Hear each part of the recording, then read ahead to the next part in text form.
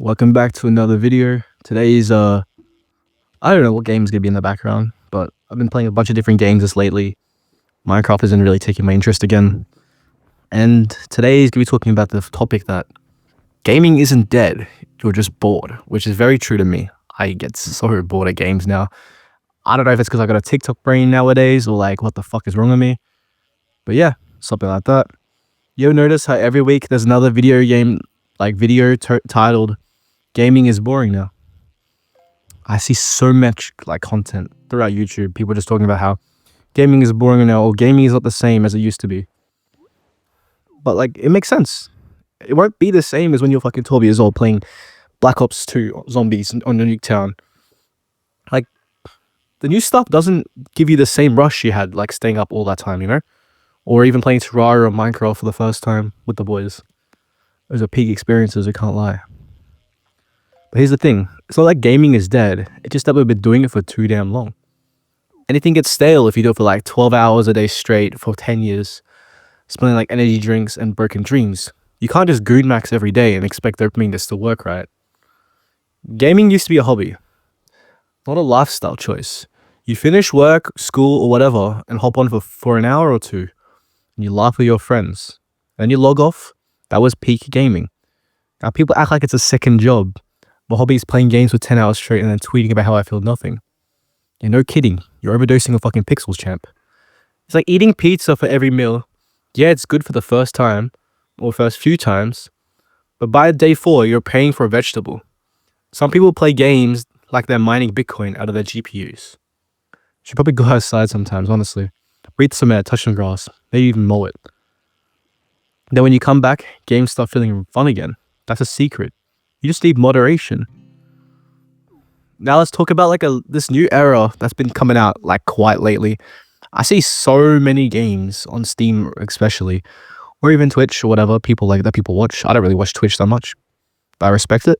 You know those games I'm like talking about, right? Like the ones where it's like you're meant to be playing with your friends. Think back in the days of like Gang Beast. That OG kind of style of game where it's just like dumb stuff, messing around, running around. What games can I think of that have come out lately? Lethal Company, Peak was a recent one that came out that a lot of my friends played. They were begging me to buy that shit. Didn't buy it, and then a week later, nobody started playing that shit no more. It's just I don't understand the point of like buying a game, right? Playing it for 2 days and then just giving it up straight away. Not for me. Gang Beast was fun. I remember that game was really fun. Even what was the other game? What was that called?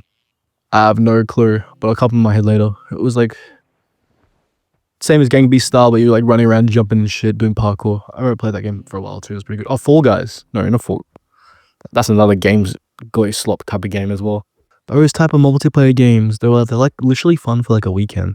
Then they vanish from the group chat faster than your ex after you mention emotional growth. It's like those type of games. You can even add like Power World into that. That's a game that was really hyped up really quickly, and it kind of just fell off. No disrespect, that game is fun. I enjoyed it. They're all kind of the same. The fun when with the boys, absolutely miserable when you're alone. It's that you play for like 15 hours and then you never touch it again. A game you only play to yell, let's fucking go in the group chat, and then you never mention it again. It's like fast food. Looks fucking great on the outside. Feels good in the moment. And leaves you fucking sitting there wondering, bruh, why did I eat that shit? The whole like friend slop thing, it's like the TikTokification of gaming. Short, sweet, disposable, and just vibes for no substance. That kind of brings us to my next topic. The reason everything feels like slop. One word, Fortnite. The Fortnite kids start like typing in the chat and start screaming at me. Relax, I don't hate Fortnite. 2020 Fortnite was amazing. I enjoyed the game. It was a solid game. I respect it. But the problem is that every company saw that. How much money Epic Games was making. They were roping in so much money. They bought fucking Rocket League and then destroyed it with like that same market vibe. Ruined that trading side of the community, which I was really part of. And they all think, let's copy that shit. And that's when the sickness kind of really started with these games. Every game turned into an ad space. Every studio wants a battle pass. Take Brawlhalla, a fighting game that I really enjoyed. It's actually got a battle pass now.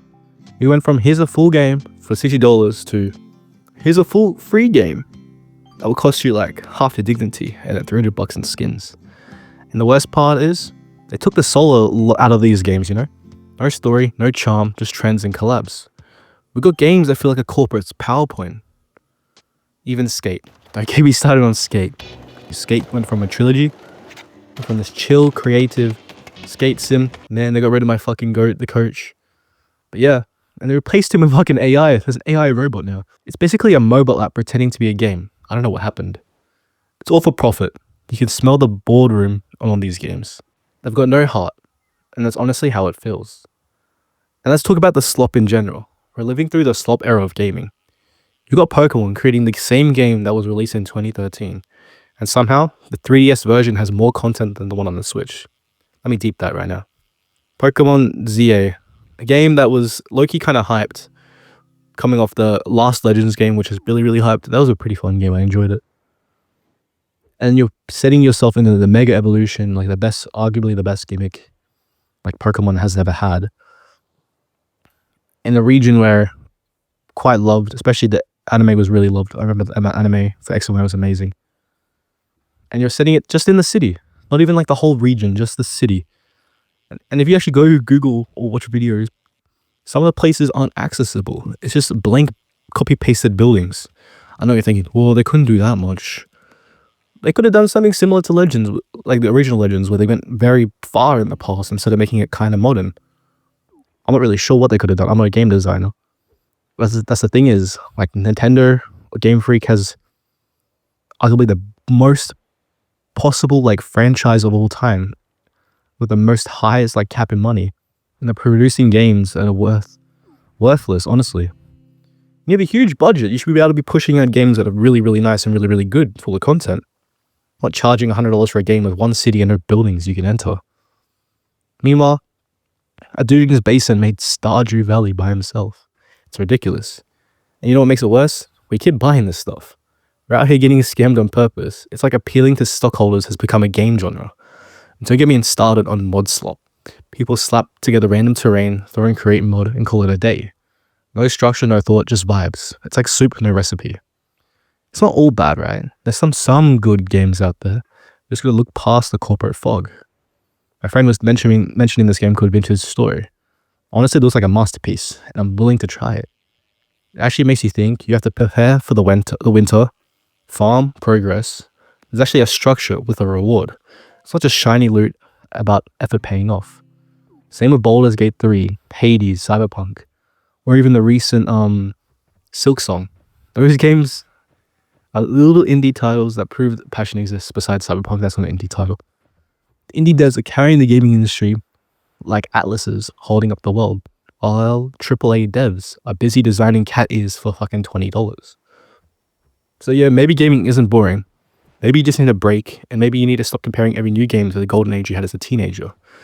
Games are still fun if you let them be.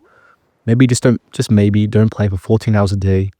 Venture out of the shooter genre for once in a while. Take a shower, take a walk, and then come back when you might just find that spark again. Because gaming isn't dead, we just forgot how to enjoy it. Thank you for listening to this video. If you agree with this one, I still don't know what videos, like games in the background. Honestly, it could be fucking Webfishing at this point. But yeah. Appreciate all the comment. Thank you for 100 subscribers. And peace.